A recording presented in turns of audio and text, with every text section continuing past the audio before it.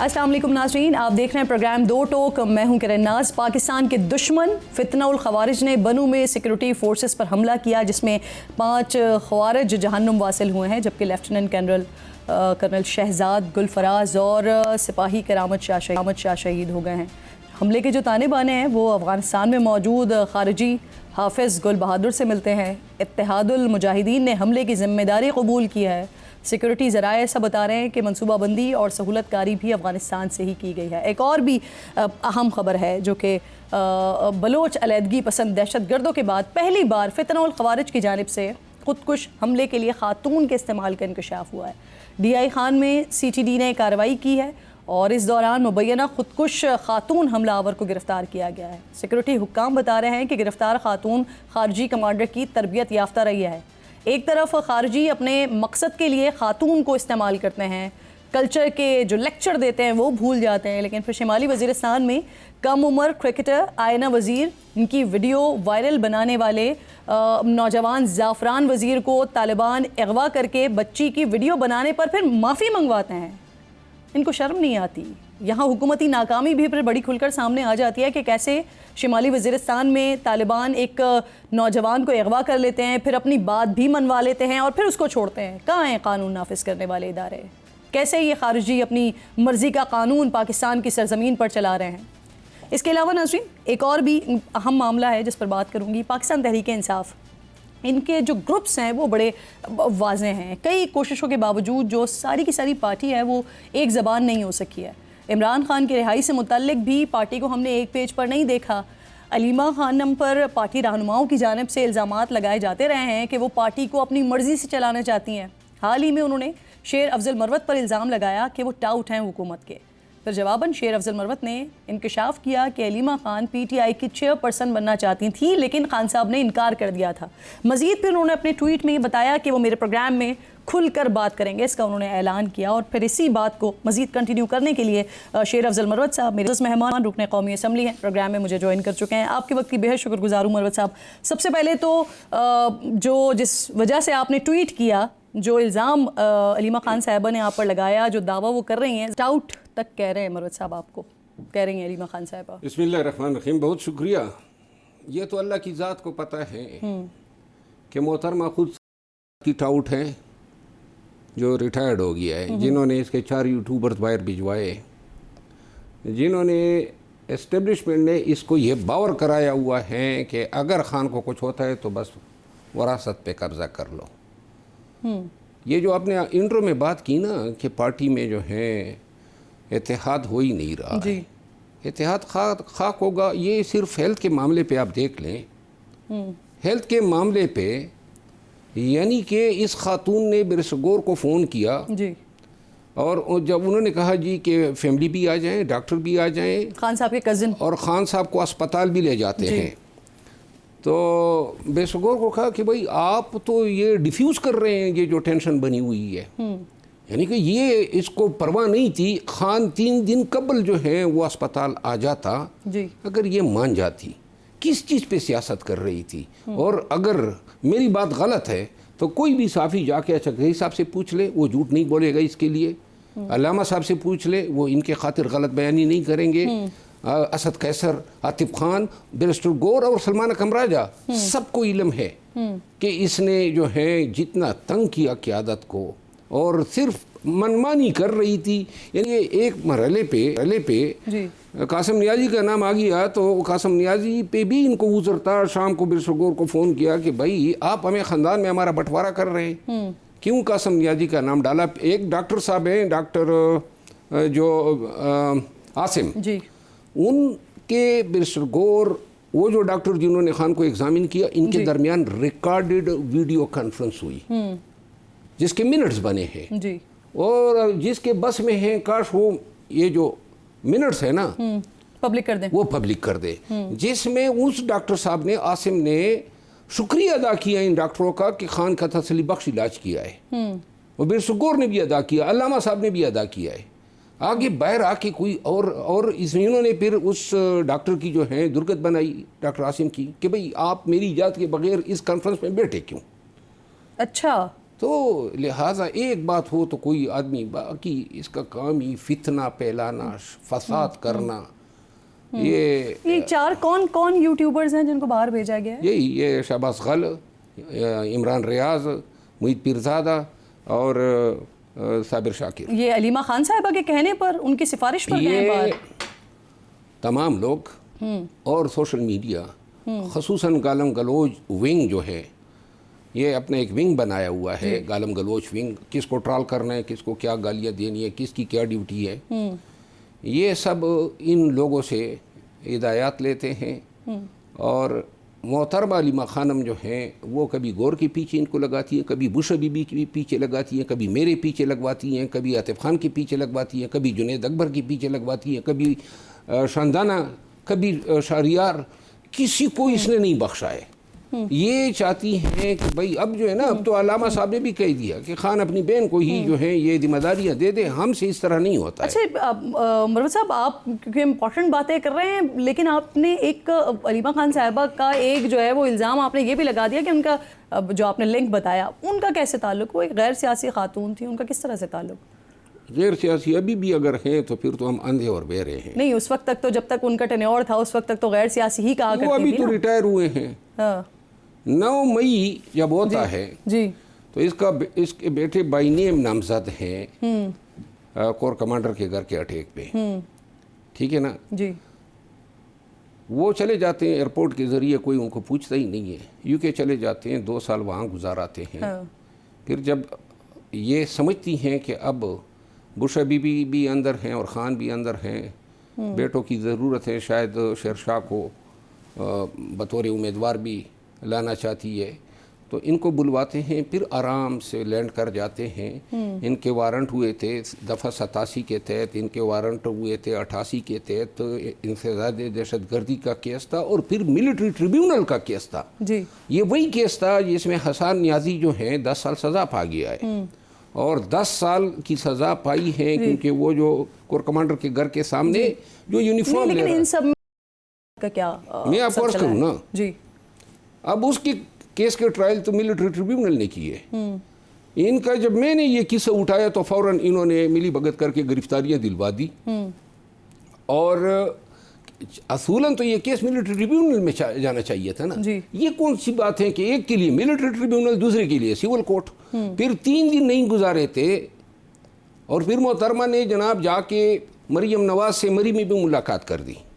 अच्छा, अपने बेटों की जो है वो, और उन्होंने जाके उन्होंने भी नवाजिश कर दी कि जी चले काने और ये काबे और जेल में औलाद में बड़ी ये।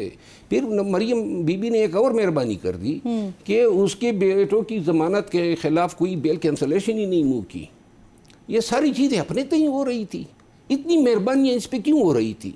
फिर मैं आपको बताऊं, ये जो मोहतरमा है जो इसके साथ ये पानी का मसला होता है जी। ये पानी से क्या हो रहा है? पानी का इंतज़ार करते हैं, पानी आएगा फेंका जाएगा, वाह वाह जी क्या कुर्बानी हो गई है। और ये आगे से शुरू हो जाती है कि मैं तो खैर ख्वाह हूँ, खान की मैं ही बहन हूँ। बाकी जो है इन्होंने पार्टी में किसी को भी नहीं छोड़ा, हत्ता कि ये सुहेल अफरीदी की जो है वाट लगाई है। और अभी ये जो बेचारे ने ऐलान किया है ना पार्टी से मशवरा किया कि जनाब हम रिलीफ फोर्स बनाते हैं। हाँ। ये इन्हीं की डिमांड थी। ये धरने जो बैठे थे पार्टी का फैसला नहीं था, इनके फैसले थे। बाकी जो है ना, देखें खान की अज़दवाजी ज़िंदगी में, खान की सियासी ज़िंदगी में और ख़ान की मुआशरती ज़िंदगी में इस खातून ने तबाही मचाई है। मैं आज ये भी आपको बता दूं कि जमायमा गोल्डस्मिथ का जो डाइवोर्स हुई है, कोई भी सहाफ़ी जमायमा से पूछ ले कि इसका क्या किरदार था। वही लड़ाइयाँ, फितना करना, शर फैलाना। फिर मैं आपको ये भी अर्ज़ करूं कि बुश बीबी और इसके दरमियान राज़ीनामे के लिए जी ओवरसीज़ से पाकिस्तानी आए कि जी खान के और मसाइल कम हैं जो आप लोग हैं, और इन्होंने कहा कि नहीं, ये और बुश बीबी हाथ मिलाने के रवादार नहीं है। और ये जो हार की बात मैंने की थी तो ये कह देती ना कि हार मैंने नहीं लिया है, ये तो कह देना हार किधर गया। और ये जो बता रही है ना कि ये तोशाखाना 2 में मैंने ये बात की है, मैंने कब कहा कि मैंने तोशाखाना, ये तो तोशाखाना 1 के दौरान आर के कवाइफ हमारे सामने आ गए रजिस्टर में जब एग्जिबिट हो रहे थे। तो उसी वक्त ये सलमान सफदर जिंदा है ना जी, उसी वक्त हमने मशवरा दिया खान को कि जी यार वापस किया जाना चाहिए। इसके बाद ये फैसला हुआ, फिर बुश बीबी ने कहा जी कि वो तो खान को पता है कि ये मोहतरमा जो है उसको पसंद आ गया था तो वो ले गई।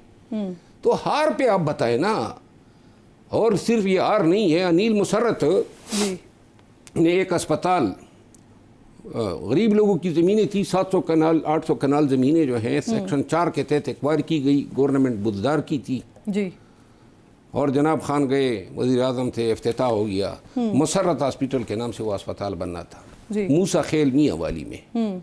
वो ज़मीन किधर गई, खा गई ये 800 कनाल ज़मीन, न ज़मीन बन न अस्पताल बना, कुछ भी नहीं हुआ। और ये नहीं है, गिलगित बल्तिस्तान में बड़े ही टूरिज़म प्लेसेस पे इन्होंने काफ़ी जायदाद बनाई है। खान की सियासत का वाहिद फ़ायदा अगर किसी ने उठाया है तो मोहतरमा है। इसकी रजिस्ट्री वगैरह है हलीमा खान साहिबा के नाम पर है जनाब मोहतरमा, 800 कनाल वाली ज़मीन जो आप बात कर रहे हैं। बिल्कुल मोहतरमा जो है ना, अगर कोई भी चार्ज जुटलाती है ना तो केस कर दे मेरे नहीं, खिलाफ। वैसे आपने काफी सारी बातें की, उसमें आप कह रहे हैं मरियम नवाज साहिबा से भी मुलाकात हुई है, मरियम नवाज वो के अपनी पास दरखास्त लेके गई बेटों के लिए। मैं आपको अर्ज़ करूँ ना, कल को मतलब हो जाए ना, ये आसी मुनीर के जो हैं इतने गुन गाएगी जहाँ पे इसको ज़रूरत पड़ गई। ये इसका और मतलब क्या है? मतलब ये है कि इस कवायद मतलब देखें, ये PTI अरबों डॉलर की इंडस्ट्री है। हाँ ठीक, अच्छा मुझे ये फरमाइए, आप कहते हैं कि हलीमा खान साहिबा जो है वो पार्टी को टेक ओवर करना चाहती थी। बेसिकली वो जो मैंने मतलब पूछा था वो इसी कॉन्टेक्स्ट में था, क्योंकि आप बात ही यही कर रहे होते हैं। आप इस हवाले से कहते हैं कि उसके लिए सरीना में एक वकील के साथ मीटिंग हुई थी, और उसमें बाकी सरीना में मीटिंग हुई थी, बाकी नौरीन खान साहिबा भी उसमें थी, उस मीटिंग की उस्मा खान साहिबा भी थी। वो हैं आपके पास? मेरे पास अभी ये दिखा दूं। हाँ दिखा दें। ये मीटिंग हुई, और इस बल्कि मैं इससे पहले एक और जिक्र कर दूं, ये वाली मीटिंग कब हुई थी? ये हुई वकील कौन था? मैं बता देता हूँ, तारीख एग्जैक्ट बता देता हूँ। ये मेरा ख्याल है कि 23 मार्च 2024 में हुई थी, जब ताज़ा क़यादत बाहर निकली थी। ये वो तस्वीर है जी, आपके कैमरे में मैं दिखा दूँ जी, कैमरा क्लोज करके दिखाएं ज़रा मरवत साहब जो तस्वीर दिखा रहे हैं। ये उस मीटिंग की तस्वीर है, हाँ, सरीना की। और इसने फिर वकील को बुलाया कि जी आप जाएं और गौर साहब से दस्तखत लें कि वो कहता है कि मैं, इसको ये इल्म नहीं था कि ये इस तरीके से जी टेक ओवर नहीं कर सकती थी। और गौर साहब गए सीधा खान के पास। गौर साहब से किस बात के दस्तखत लें कि वो पार्टी की चेयरमैनशिप से करता हूँ, रिजाइन करता हूँ, अच्छा, और मेरे नाम पे आप कर दें। अब खान को नोटिस में दिए बगैर ये किस तरह मुमकिन था? गौर साहब चले गए। खान ने कहा मुमकिन ही नहीं है इसको, बल्कि खान ने तो कहा है, बारहा कहा है, सारी लीडरशिप को कहा है कि इसको मोबाइल पे ब्लॉक करें। खान ने, और इन्होंने, खान ने ये भी कहा कि ये जबान भी नहीं खोलेगी। आपको पता होगा कुछ अर्सा मना किया था, तो जबान तो इन्होंने खान साहिबा को जिम्मेदारी दी थी कि वो सिर्फ आके बात करें। काफ़ी जो है ना, इन्होंने फिर जबान बंद रखी, बड़ी लाज रखी, खान की बात की। ना तो इसने शारियार को छोड़ा, ना शानदाना को छोड़ा, ना सुहेल अफरीदी को छोड़ा, ना अली अमीन को छोड़ा, ना बैरिस्टर गौर को छोड़ा, ना आतिफ खान को छोड़ा। कोई पार्टी का लीडर ऐसा नहीं है जो, और फिर आगे से जो काम करती है वो इसी गालों गलोच ब्रिगेड को टारगेट देती है। खुद 1.5 साल से ये मेरी ट्रोलिंग करा रही है। मरवत साहब कुछ क्लियर भी करते हैं ना चीज़ें। एक तो आप ये कह रहे हैं कि खान साहब ने मना किया उनको, खान साहब ने ये तक कहा कि सारी जो पार्टी लीडरशिप है वो नंबर ब्लॉक कर दें उनका। तो जब उन्होंने, खान साहब ने खुद ये हिदायत दी हुई हैं, तो फिर हलीमा खान साहिबा कैसे सारी पार्टी की जो मीटिंग्स होती हैं उसको चेयर कर रही होती हैं? सारे ऑलमोस्ट इंस्ट्रक्शंस उनकी तरफ से आ रहे होते हैं। हलीमा खान साहिबा ये तक कहती हैं कि खान साहब तो कहते हैं कि सिर्फ बहनें ही हैं जो उनके लिए तवाना आवाज़ उठा रही हैं। देखिए मैं आपको एक अर्ज करूँ, हमारे पश्तो में जी इस तरह की ख़वातीन, बल्कि एक है, एक किरदार हैं, उसको कहते हैं रोशन अतरोर, यानी रोशन आंटी। वो खातून क्या करती हैं, सारा दिन मोहल्ले में फिरती हैं, फसाद फितना फैलाती है, और 2-3 पड़ोसियों को लड़वा देती है, और काम ही यही होता है मंसूबे बनाना। और अगर कहीं पे कामयाब किसी दिन नहीं हो जाती ना, तो घर आके अपने बच्चों की, अपने भाइयों की भी करवा देती है। तो ये इसका यही काम है। और इसी, देखिए इसने दौलत कहाँ से कमाई? ये खान की फैमिली की अमीर तरीन खातून खान से कहीं ज़्यादा ये। और सिर्फ ये नमल यूनिवर्सिटी जो है जी, ये नमल यूनिवर्सिटी में इसका बड़ा अमल दखल है। नमल 20 साल से 300 से ज़्यादा इसके स्टूडेंट बने ही नहीं। 20 साल में 300 से, क्योंकि अरबों के डोनेशन जो हैं वो मोहतरमा काई बेटी है। खुद सुप्रीम कोर्ट ऑफ पाकिस्तान ने मनी लॉन्ड्रिंग पे इसको 3 करोड़ जुर्माना किया। ये इसके क्रेडेंशियल्स हैं। और आके लोगों को, पाकिस्तानियों को जो है बताती हैं फलां टाउट है, फलां टाउट है। इसने तो जो फसाद और फितना पीटीआई में फैला, देखें इख्तिलाफ को जो है वो असूल नहीं समझती। अच्छा, और इत्तेहाद को ताकत नहीं समझती। हाँ, मरवत साहब, आपने ना काफ़ी सारी बातें की हैं। मैं चाह रही हूँ कि ज़रा चीदा चीदा निकात को निकाल के उस पर बात कर ली जाए। आपने टिकट के हवाले से बात की कि जब अलीमा खान साहिबा को लगा कि जी इस मामलात अब उनके कंट्रोल में आ रहे हैं तो उन्होंने अपने बेटे को बुला लिया। तो अगर उन्होंने अपने बेटे को बुलाया भी और अगर वो टिकट देना चाह भी रही थी या वो इलेक्शन में कॉन्टेस्ट करवाना चाह भी रही थी, तब भी अगर वो खान साहब से कहती तो क्या मुश्किल था उनके बेटे को टिकट मिलना? मुमकिन ही नहीं है कि खान अपने ख़ानदान में किसी को टिकट दे। अच्छा, जिस दिन वो बिरसगोर साहब को नामजद कर रहे थे कि वो मेरे बाद मेरे पार्टी का चेयरमैन होगा जी, तो उस दिन खान से ये कहा गया, उसमें हामिद खान साहब मौजूद थे, उमेर न्याजी साहब मौजूद थे। कभी मैं चैलेंज करके कहता हूँ कि ये वकला हैं और बड़े पाए के वकला हैं, ये झूठ क्यों उसके लिए। शेख शाहीन साहब मौजूद थे, मैं मौजूद था, बिरसगोर साहब मौजूद थे और अली जफ़र साहब मौजूद थे। तो वहाँ पे खान ने कहा ये हो ही नहीं सकता, सारी ज़िंदगी मैंने ये तबलीग की है कि जी वरासत जो है वो सियासत में नाकाबिल कबूल है, तो लिहाजा ये अभी भी ट्राई कर दे। खान अपने असूलों का पक्का है, खसूसन सियासत में जो है वरासत वो किसी अपने ख़ानदान के मेंबर को नहीं देंगे। और जब उन्होंने कहा कि ये होगा तो फिर इन्हीं अलीमा खानम ने जितना प्रेशर मुझ पर डाला कि ये अनाउंसमेंट मत करो जी, मैं खान का तर्जमान था ना। और फिर आपको याद होगा उसी रात, जिस रात मैंने ये अनाउंसमेंट की, तो पीटीआई के सोशल मीडिया अकाउंट्स जो ऑफिशियल है वहाँ से ये कि जी ये मरवत साहब जो है गलत बयान नहीं कर रहे, जबकि मैं सीनियर मोस्ट ओहदेदार था, सीनियर नायब सदर था, सदर चेयरमैन और वाइस चेयरमैन सारे अंदर थे। तो लिहाजा वो दिन और आज का दिन न बिरसगोर उनको कबूल है और बारहा कहती है बिरसगोर कौन है, ये किस चीज़ का चेयरमैन है। अच्छा मरवत साहब, वैसे वो अलीमा खान साहबा ये भी कहती हैं कि आप या बाकी लोग जो पार्टी से निकाले जा चुके हैं वो बेसिकली खान साहब का गुस्सा होता है जो अलीमा खान साहबा पे निकाल रहे होते हैं। अब इसी बात के साथ साथ ना ज़रा उनकी भी बात कर लेते हैं। वज़ीर आला, साबिक़ वज़ीर आला गंडापुर साहब, वो अचानक से आते हैं और अचानक से आने के बाद कुछ इंकशाफात करते हैं और उन इंकशाफात में एक जो बड़ा इंपॉर्टेंट इंकशाफ वो करते हैं वो वज़ीर दाखिला के हवाले से, और बड़ा पॉजिटिव वो बात करते हैं उनके हवाले से कि वो एक वाहिद शख्सियत है कि जिन्होंने कोशिश की कि मुज़ाकरात हों या उनकी तरफ से कई सारी कोशिशें की गई इमरान खान की रिहाई के हवाले से। आप क्योंकि साथ होते थे तो आप सेकंड करेंगे उनकी इस बात? मैं ये ज़रूर कहता हूँ, अली अमीन खान जो कहना चाहते थे शायद वो सही कंटेक्स्ट में नहीं कह सके जी। वो ये कहना चाहते थे कि ये मुज़ाकरात में 2-3 दफ़ा जो है डायलॉग हुए, 3 दफ़ा एग्रीमेंट हुआ कि खान को छोड़ते हैं और तीनों दफ़ा हमने ही वाट लगाई, ख़राब की डील, और सोशल मीडिया इस्तेमाल हुआ। और वो किसने ख़राब करवाई डील? खान की रिहाई की हर डील मोहतरमा अलीमा खान हमने ख़राब कराई। और तीनों डील्स में था क्या क्या? तीनों डील में यही था, मिसाल के तौर पर 24 अक्टूबर, 24 नवंबर, 25 नवंबर को ये हुआ कि जी आप संज्ञानी पे ठहर जाएं और 7 दिन तक आप इंतज़ार करें, अगर न हुआ तो फिर बेशक आप डी चौक आ जाएं। 3 अक्टूबर को यही फैसला हुआ। फिर दिसंबर 2024 से लेकर फर्स्ट वीक ऑफ जनवरी 2025 तक। और 7 दिन में क्या फैसला होना था जिसका इंतजार करने के लिए कहा गया? खान बाहर आएगा, कोर्ट के थ्रू बाहर आना था ना, बनी गाला मुंतकिल करना था। नहीं, रिलीज होना था, रिहाई, डायरेक्ट रिहाई। अच्छा हाँ, और इसमें कोट लखपत के जो है असीरान की रिहाई भी थी। अच्छा, लेकिन देखिए खान बाहर आता है, बहुत सारे लोग जो झूठ पे रिज़्क़ कमा रहे हैं और जो लोग अफवाहें फैला रहे हैं। मोहतरमा अलीमा खानम को तो हमारी पार्टी में जो है वो अफवाहों की वाईफाई कहा जाता है।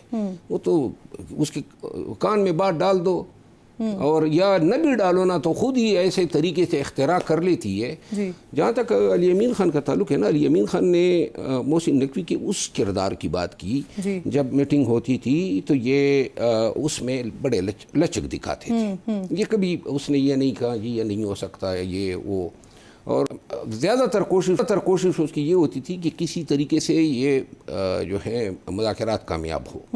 ये और दूसरी बात ये ना कि जितने भी मसाइल का सामना होता था, हमारे कोई वर्कर उठा लिए जाते थे, कोई सोशल मीडिया एक्टिविस्ट, या मुलाकातों में तकलीफ़ होती थी पंजाब में, तो अली अमीन खान सारा काम मोहसिन नकवी साहब से निकाला करते थे, जिस तरह आजकल सुहेल अफरीदी साहब मोहसिन नकवी साहब से निकाल रहे हैं सारे काम। सही सही। तो अभी मैं आपको ताज़ा ये जो हेल्थ इशू बना जी, खुद गए हुए थे कोलंबो, लेकिन कोलंबो से जनाब अली उन्होंने कहा डॉक्टर भी आ जाएं, फैमिली भी आ जाएं और अस्पताल भी ले जाते हैं। तीनों बातें मान ली, लेकिन कहा कि डॉक्टर वो आ जाएं जो शौकत खानम के ना हो, कोई और यानी नेशनल रिप्यूट के हो, ताकि उनको ये डर था कि शायद ये जिस तरह डॉक्टर आसिम अपने बयान से फिर गया, तो उन्होंने कहा कहीं ऐसा ना हो ना कि वो और ये क्यों पी रहा है, उस पर भी इसका प्रेशर था। सही है। सुहेल आफरीदी के हवाले से भी शॉर्टली बता दीजिए, क्या वो अब रहेंगे वजारत आला की कुर्सी पर या फिर जा रहे हैं, और क्या इसी वजह से फिर इंडक्शन दोबारा से हुआ है नंदापुर साहब का? मार्च का महीना जो है वो शायद वजारत आला का आखिरी महीना है। अच्छा, पीटीआई की वजारत आला का या सुहेल आफरीदी की? ये बड़ा मुश्किल सवाल है, जवाब देना आप। बंदा पीटीआई का होगा जो वजीर आला बने। अली अमीन साहब वापस आ रहे हैं? मेरा ख्याल है कि उसका सितारा जो है वापस अरूज चढ़ रहा है। अच्छा, बहुत बहुत शुक्रिया आपका। मरवत साहब प्रोग्राम में साथ मौजूद थे, प्लेटफॉर्म हमारा हाजिर है। अलीमा खानम साहिबा वो भी आकर यहाँ पर जो शेर अफजल मरवत साहब ने बात की है उसके जवाबात ज़रूर दे सकती हैं। एक छोटा सा ब्रेक लीजिए नाज़रीन, ब्रेक के बाद वापस आते हैं।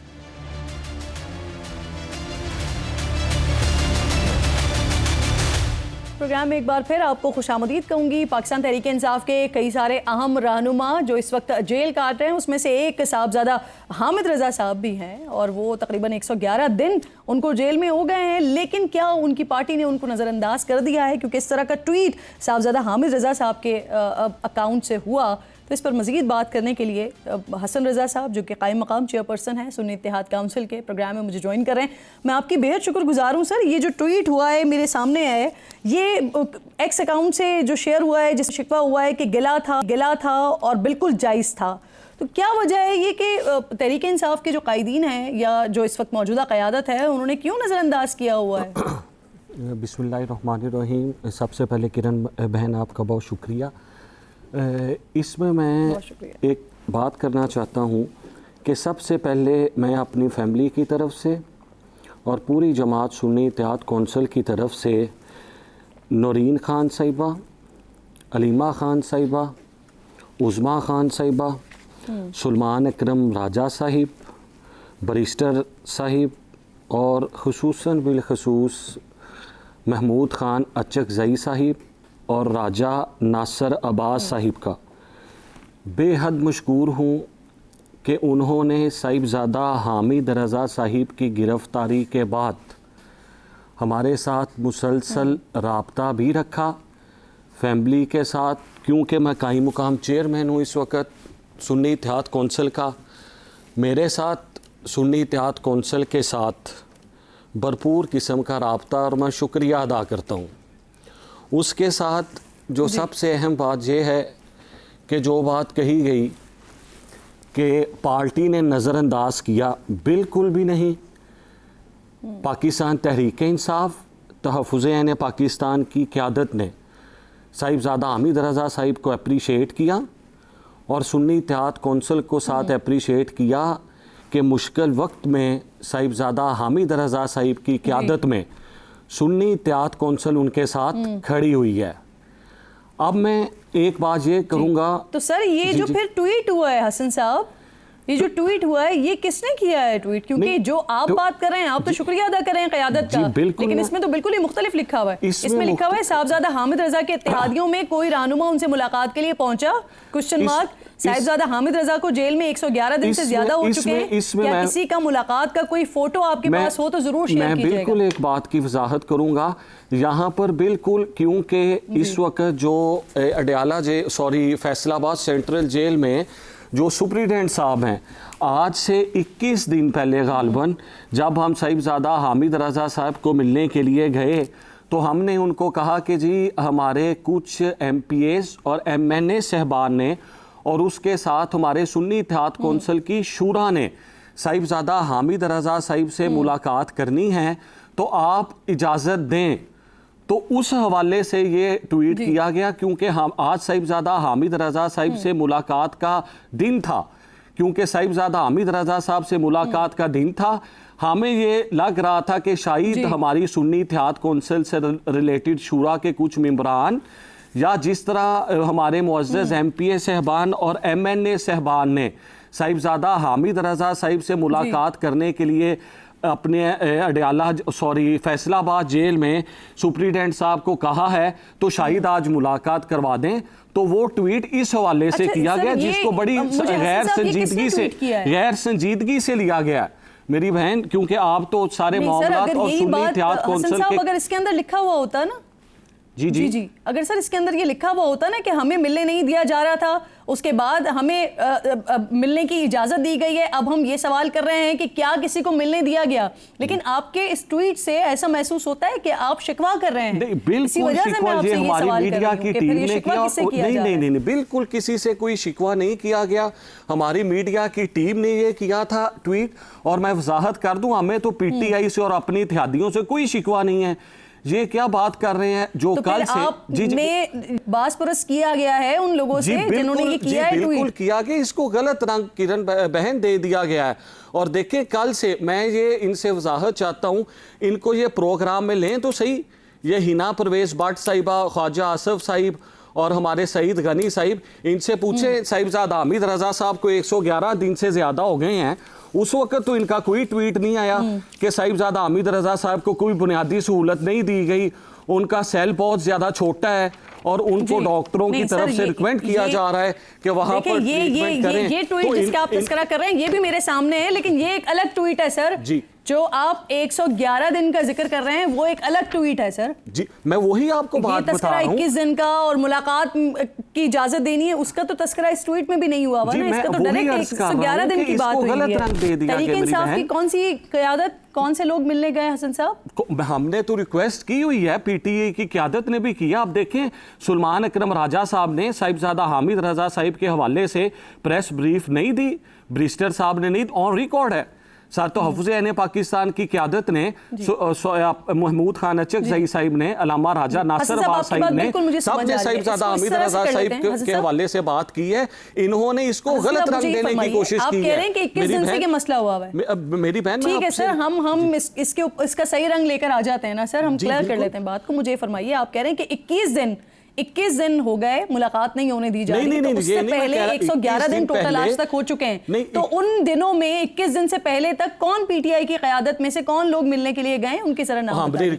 बिल्कुल, सुलेमान अकरम राजा साहब ने राब्ता किया, उसके बाद हमारे महमूद खान अचकज़ई साहब ने राब्ता किया, मेरी अर्ज़ सुने, उसके साथ साथ अलामा राजा नासिर नहीं मिलने के लिए दिया जा रहा, PTI के MPAs को, हमारे MPAs को नहीं मिलने दिया जा रहा, सुन्नी इत्तेहाद कौंसिल की जो शूरा के अरकान हैं उनको नहीं मिलने दिया जा रहा। हमारे साथ तो हमें 3-3 घंटे हमारी फैमिली को बाहर खड़ा किया जा रहा है। हमारी फैमिली की, हमारी वालदा वहां पर होती हैं, हमारी 3-3 घंटे उनके साथ मुलाकात नहीं करवाई जाती, उसके बाद हमें अंदर जाने दिया जा रहा है। सब हमारे साथ। कब से आपकी मुलाकात नहीं हुई है? मेरी फैमिली की जी आज मुलाकात हुई है। मैं ये अर्ज कर रहा हूँ, सिर्फ फैमिली की मुलाकात करवा रहे हैं, उसके अलावा हमारी किसी की मुलाकात, हमारी सुन्नी इत्तेहाद की जो शूरा है उसकी मुलाकात नहीं करवा रहे। PTI की आला तरीन क़यादत बरिस्टर साहिब, उनके साथ सुलेमान अकरम राजा साहिब, तहफ़्फ़ुज़-ए-ऐन पाकिस्तान की क़यादत महमूद खान अचकज़ई साहिब, उसके साथ अलामा राजा नासिर अब्बास साहिब और मुअत्तद MPA और MNAs ने रिक्वेस्ट की हुई है। उन्होंने हमें भी कहा, हमने सुप्रीडेंट साहब को जाकर कहा है, वो कह रहे हैं कि जी वो अपने ऑफिस से उठ के चले जाते हैं, फैमिली की मुलाकात के अलावा किसी से कोई मुलाकात नहीं करवाई जा रही बहन। ठीक, और ये जो आप 21 दिन का तस्करा कर रहे हैं कि 21 दिन से मुलाकात नहीं हो रही है, तो मैंने कहा था 21 दिन पहले, सॉरी मैं शायद समझाने में गलती कर गया हूँ, 21 दिन पहले सुप्रीडेंट साहिब से हमारी मुलाकात हुई वहाँ पर, तो मैंने उनको रिक्वेस्ट की थी कि हमारे सुन्नी इत्तेहाद कौंसिल के मेंबरान और उनके साथ हमारे कुछ सियासी इत्तेहादी हैं, उन्होंने साहिबजादा हामिद रजा साहिब से मिलना है, तो आप उनको मिलने की इजाज़त दें, लेकिन बिल्कुल इजाज़त नहीं मिली मेरी बहन। और क्योंकि हसन साहब आपकी फैमिली की तो मुलाकात हो रही है ना जी बिल्कुल साहबजादा हामिद रजा साहब से, जी। तो उन्होंने यकीनन आपसे मुशावरत भी होती होगी, उन्होंने क्या पार्टी को पैगाम दिया है या पाकिस्तान तहरीक इंसाफ के लिए उन्होंने क्या पैगाम दिया है? खान साहिब के लिए अच्छी तमन्नाओं का इजहार किया उन्होंने, और जिस तरह सुन्नी इत्तेहाद कौंसिल पीटीआई के साथ खड़ी थी उस तरह ही उन्होंने कहा है खड़ी रहेगी। नौरीन खान साहिबा, अलीमा खान साहिबा और पीटीआई की क़यादत पूछते हैं, राब्ते में हैं, तो उनको बताया भरपूर तरीके से राब्ते में हैं। और इसके साथ साथ जो दहशत गर्दी के हवाले से मौक़िफ़ हमारा सुन्नी इत्तेहाद कौंसिल का डे 1 से था, वही मौक़िफ़ उन्होंने साहिबज़ादा हामिद रज़ा साहिब ने कहा है कि जो मौक़िफ़ हमारे कायद साहिबज़ादा फजले करीम रहमा और जो हमारे इस वक्त मौजूदा और जो सहूलियात मिलने का शिकवा किया है उन्होंने आपसे किया है या आपने उनसे किया, वो क्या है? सहूलियात तो जी कोई भी नहीं है। हामिद रज़ा साहिब इस वक्त बदतरीन, कोई सहूलत नहीं है उनके पास जी, उनके मेडिसिन नहीं दी जा रही, उनको जो मेडिसिन हम भेजते हैं या बुक्स भेजते हैं वो उन तक नहीं पहुंचाई जा रही। जो एक बुनियादी कैदी का हक है वो हामिद रज़ा साहब को नहीं दिया जा रहा। हामिद रज़ा साहब को वहाँ पर कोई भी सहूलत नहीं दी जा रही, बिल्कुल भी कोई सहूलत हामिद रज़ा साहब को नहीं दी जा रही। और उनकी तबीयत बेहतर नहीं है साहिबजादा हामिद रज़ा साहब की। वो इंसान जिसने दहशत गर्दी के खिलाफ, मेरी बहन देखें, उनके हवाले से भी पार्टी जी सुन्नी इत्तेहाद काउंसिल के साथ जो तहरीक तहफ़्फ़ुज़ आईन पाकिस्तान है या तहरीक इंसाफ है, ये सब ऑन बोर्ड हैं, सब एक पेज पर हैं। तो एक पेज पर होने के बावजूद अगर आप इतनी मुश्किलात बता रहे हैं, ना उनको दवाएं फराहम की जा रही हैं, ना दीगर सहूलियात हैं, तो एक दफ़ा भी तहरीक तहफ़्फ़ुज़ आईन पाकिस्तान के प्लेटफॉर्म से या पीटीआई के प्लेटफॉर्म से साहबजादा हामिद रज़ा साहब के लिए बात क्यों नहीं की गई? बिल्कुल की गई है। सुलेमान अकरम राजा साहब ने कुछ दिन पहले मीडिया टॉक किया, उसमें सबसे पहले साहिबजादा हामिद रज़ा साहब का जिक्र किया गया। उनको कोई भी बुनियादी सहूलत नहीं दी गई, ये उन्होंने सुलेमान अकरम राजा साहब ने कहा। उसके साथ साथ राजा नासिर अब्बास साहब ने कुछ दिन पहले साहिबजादा हामिद रज़ा साहब के हवाले से कहा, कोई भी बुनियादी सहूलत उनको नहीं दी गई। महमूद खान अचकज़ई साहिब ने भी कहा है। और हमारे पास जो भी तहफ़्फ़ुज़ तहरीक आईन पाकिस्तान की जो बयानिया जारी होता है उसमें साहिबजादा हामिद रज़ा साहब का नाम होता है। सही सही, बहुत बहुत शुक्रिया आपका हसन साहब। जो सहूलियात के हवाले से, कैदियों के राइट्स के हवाले से जो बुनियादी सहूलियात हैं वो उनको ज़रूर मिलनी चाहिए। बहुत शुक्रिया आपका, प्रोग्राम में आप साथ मौजूद थे। एक छोटा सा ब्रेक लीजिए नाजरीन, ब्रेक के बाद वापस आते हैं।